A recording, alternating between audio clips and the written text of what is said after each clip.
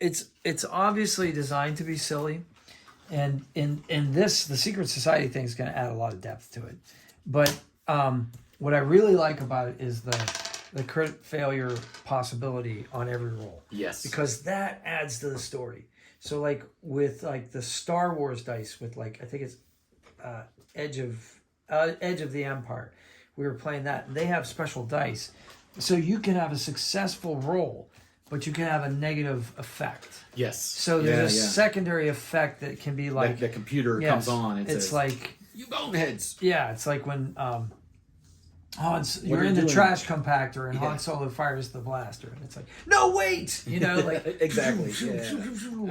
you know.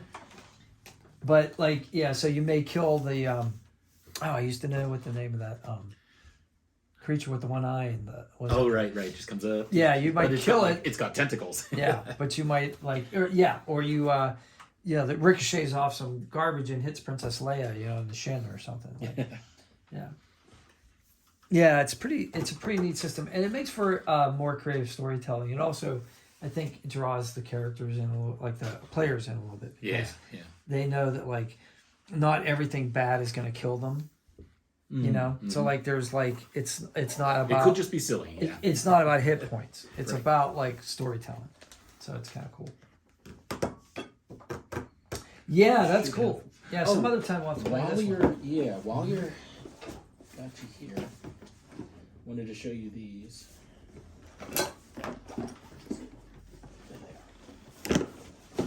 Oh, that is not what I wanted. That's what I wanted. I have to show you this too.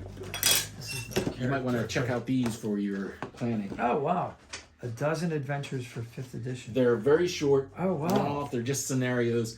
I've thrown them into Other pre-made games just as a, if things were getting slow, I'm like, okay, we're gonna do this one. So you know what's interesting? Use it as an encounter, basically. So at so when you walk into the, have you been to the Northland Public Library before? In a while, yeah. Okay, so the lower level Okay. is generally the kids level, but there's one section where they have all the role playing stuff.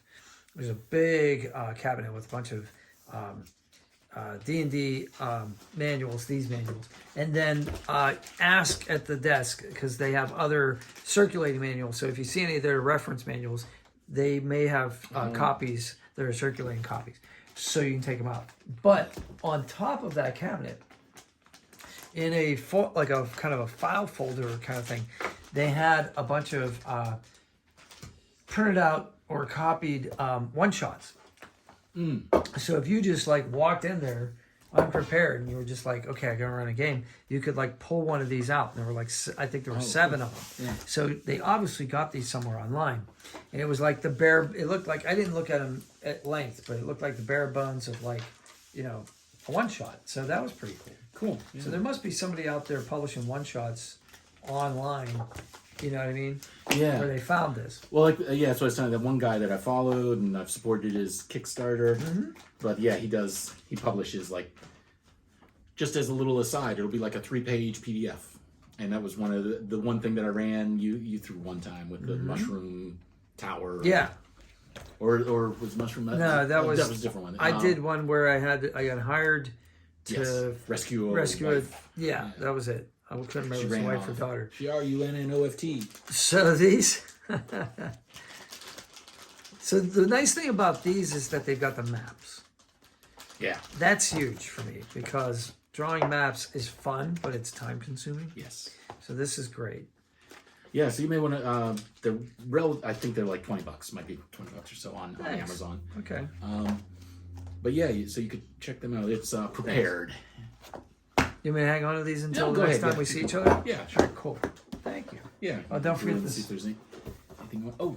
Yep, that goes in there. I'm not sure what that's for. I'll have to read up more. That was probably like it's your turn or something. Yeah, right. When there's more. Or you have the initiative. Right. You are number 1. Oh.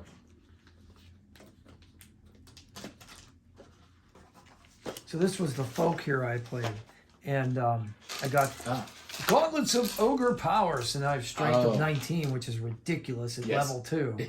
Well, actually, I think I'm level 3. Like, the way it works, I think, is you can, in between sessions, you can level up one level and have 10 days of downtime, which I think is like, I don't know, you can go somewhere, buy equipment, you can do something if you like, That's everything.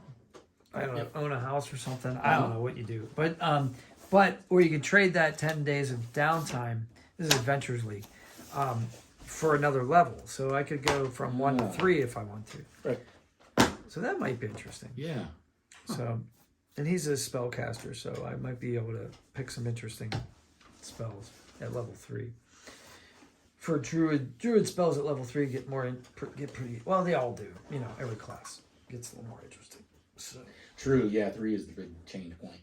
yeah. Most of them get like most of the odd levels are. Yeah, they get the that's where you start to get the subclassing that can occur. Yeah. Most of them do subclassing. Then some of them do it sooner. Yeah. Some might be level 4. I don't recall, but I think everyone is usually is 3. So I'm real excited to look at this Spelljammer stuff. I've heard about this for years, but I don't know why I never looked into it. Huh. Yep. So it's just Adventures in Space.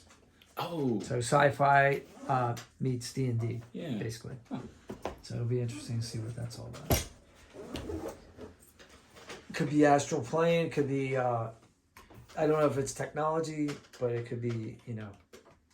Some of John's games, yeah. Some of the guys that have played with one guy, his campaign actually did kind of extend into that into different planes. It was I was interested to see how he ran those.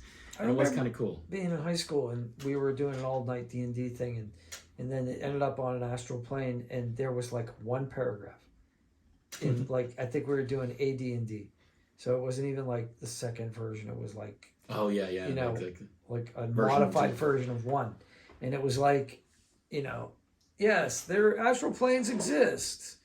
The DM will have to make up rules about that, and it was like, what? So we're like, okay, that we're gonna quit. You know, we're gonna take a nap, and then we all slept until noon, because the sun was coming up at that point. That was a lot of fun. All right, man. Yeah, thanks. This Thank was you. great. Yeah, absolutely. Oh, that's cool. Yeah. Save that. I'll read through that. We can